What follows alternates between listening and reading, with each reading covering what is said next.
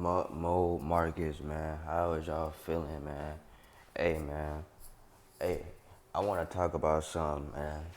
I want to talk about something that is really important in our walk with God, man.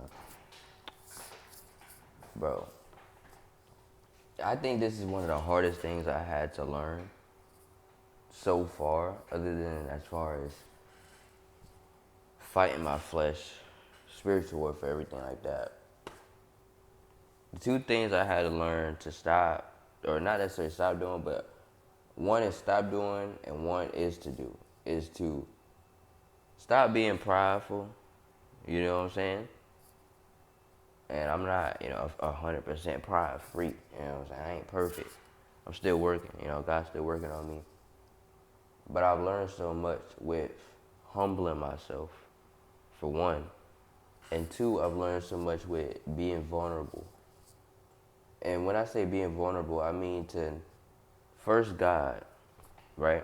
Being vulnerable to God about your flaws, about how you feeling, and being, just trusting in time, just trusting God's timing for your life, for your future, for everything that you have a desire for that is of God in your heart.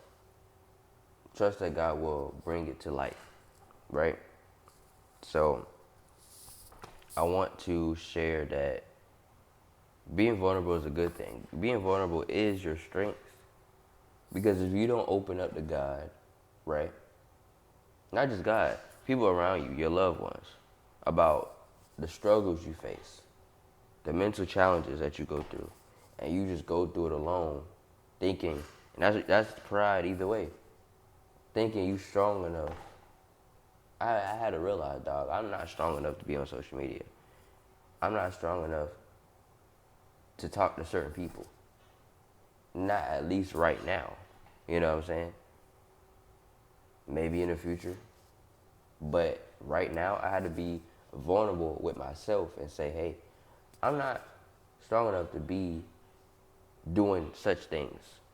Yeah, it don't be sin, but it's a stumbling block for me. So when you have that mindset of, hey, this right here is going to lead me away from God, and I don't want that. So instead, I'm going to shield myself from it. It says in the word, a wise man sees danger and hides himself. But the unwise walks into the calamity, walks into the folly. Meaning, of course I'm paraphrasing, right? Meaning, a wise man sees temptation, sees where, hey, this will lead me away from God. And he doesn't fall into it. He doesn't indulge in those pleasures and those desires he may have. He doesn't listen to the devil's lies and say, hey, yeah, I'm strong enough to do this and not fall. Oftentimes in the body of Christ, whether we're new or not, sometimes we fall victim into trying to get as close to sin without going over the line. And you ever heard you ever heard the term, don't play with fire because you will get burnt? Because oftentimes when we are on the line, just like a circus, that the person, they're balancing on the tightrope. If you don't got very good balance in the Lord, you gonna fall. Simple. Because your strength is your vulnerability. Telling people, telling yourself, telling God, hey, remove this such and such thing from me. Give me the strength to continue on not going back to the things that have broke me in the past. Even if they're subtle, if they are compromises, it leads to more compromise. And as a believer in God, that's never good because say you've been free from secular music for XYZ months. Let's just say 6 months. And then you listen to secular music and it's promoting lust, it's promoting this, it's promoting that. That's gonna be in your spirit, man. That's going to defile your spirit. So if you continue on listening to that, it's going to change the way you think. It's going to dumb down how you look at sin. And you're going to be in that state where you are sinning and you're not really getting convicted. And that's a scary place to be. The conviction is light. And I want the conviction to be heavy. When I first came to Jesus and I was smoking and I was listening to secular music, that was probably the most heaviest conviction I faced. And I still pray, I'm like, Lord, in other areas of my life, give me that same conviction that I had when I first came to Christ. That's the prayer I prayed today. I said, Lord, I need that conviction in other areas of my life because I couldn't bear doing those things anymore. I couldn't. And God delivered me from those things. And it was hard. It wasn't easy. But it was like, I feel so much better without him. You know what I'm saying? And I knew that that decision was worth it. But when you play with sin, you rise up that old man that has died, and you're supposed to die to yourself daily. All the desires that you have that are ungodly, you're supposed to put away for good. It's not something you can be like, oh, okay, well, I deserve this break.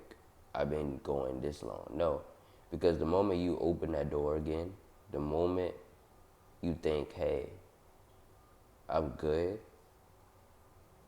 it's when you fall. And I've learned that so many times.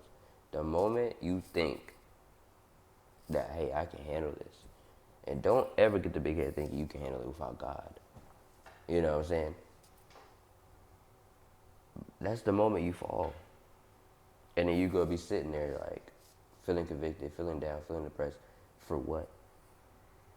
Should have just been obedient. And I'm not, condemning anybody. When I make these videos, I'm talking to myself too. But I know there's others out there that are going through these same things and need to be told this.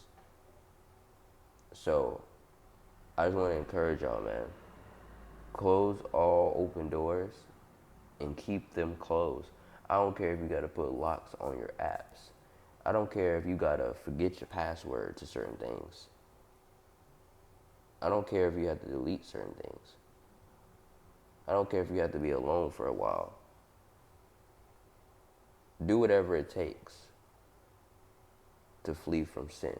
Any kind of sin. Do whatever it takes.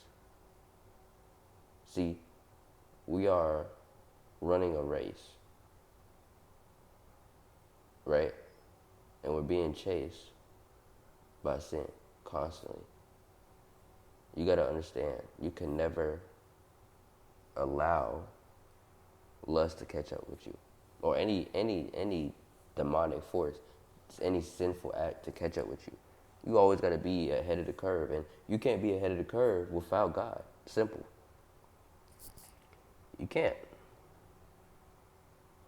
So I want to encourage y'all, stay close to God, because he would provide a way of escape. That's all I want to come on here and say, man. It's your boy Monk Mo Marcus. I love y'all, and I'm out.